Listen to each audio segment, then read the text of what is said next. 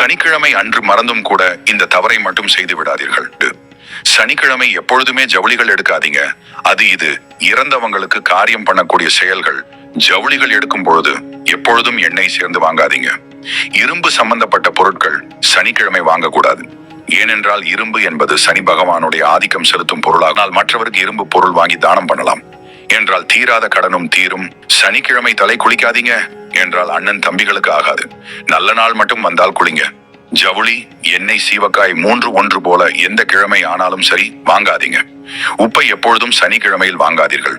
சனிக்கிழமையில் உப்பு வாங்கினால் தொழில் மற்றும் வியாபாரம் செய்பவர்கள் நஷ்டங்களை சந்திப்பீர்கள். எண்ணெய் வாங்க சனிக்கிழமை உகந்தது அல்ல.